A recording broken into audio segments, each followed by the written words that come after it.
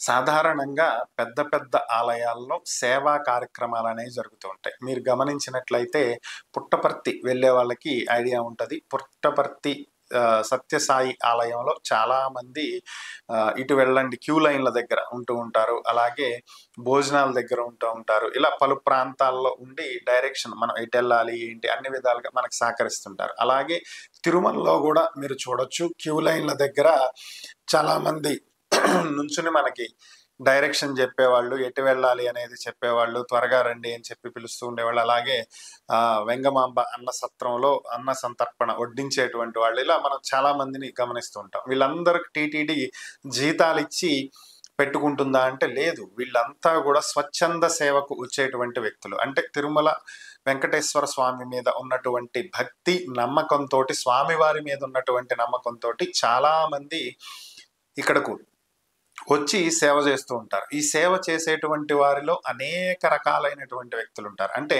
చదువుకున్నటువంటి వాళ్ళు ఉంటారు, చదువుకోనటువంటి వాళ్ళు ఉంటారు, లాయర్లు ఉంటారు, టీచర్లు ఉంటారు, డాక్టర్లు ఉంటారు, ఐఏఎస్, ఐపీఎస్ లాంటి అధికారులు ఉంటారు.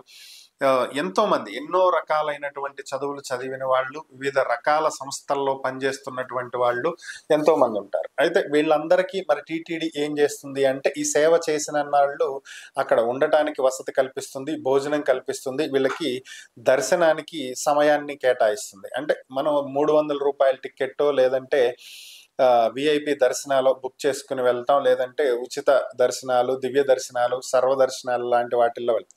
సో వీళ్ళకి అక్కడ సేవ చేసినందుకు ప్రత్యేకంగా వీరికి స్వామివారి దర్శనాన్ని కల్పిస్తుంది టీటీడీ. అయితే ఇప్పుడు టీటీడీ ఈ సేవా కార్యక్రమాలని మరింత విస్తృతపరచబోతుంది. దీనికి సంబంధించే ఒక కొత్త సేవా కార్యక్రమాన్ని తీసుకురాబోతుంది. దీనికి సంబంధించి ఒక ప్రకటన వెలువడింది. ఇదేంటి అంటే టీటీడీ వైద్య సేవ. సో ఇదేంటంటే ఆల్రెడీ ఈ సేవ కార్యక్రమాలకు వచ్చేటువంటి వాళ్ళు వైద్యులు కూడా ఉండొచ్చు.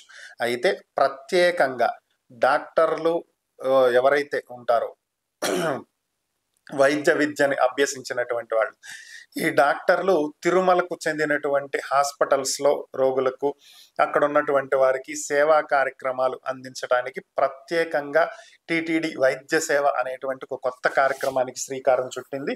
సో ఇక నుంచి డాక్టర్ చదివినటువంటి వాళ్ళు తిరుమలలో సేవ చేయాలి అంటే ఈ హాస్పిటల్స్లో వాళ్ళు ఫ్రీగా కొన్ని రోజులు సర్వీస్ చేయాల్సి ఉంటుంది. ఇది ఒక అందుకు మంచి నిర్ణయమే. ఎందుకంటే దేశ నలుమూలల నుంచి స్పెషలైజేషన్ కలిగినటువంటి అనేక మంది డాక్టర్లు సేవ చేయడానికి వచ్చేటువంటి వాళ్ళలో ఎంతో మంది ఇక్కడ అంతుపట్టనటువంటి వివిధ రకాల జబ్బులతో ఇబ్బంది పడుతున్నటువంటి వారికి మెరుగైనటువంటి వైద్య సదుపాయాన్ని అందించగలిగేటువంటి అవకాశం లభిస్తుంది.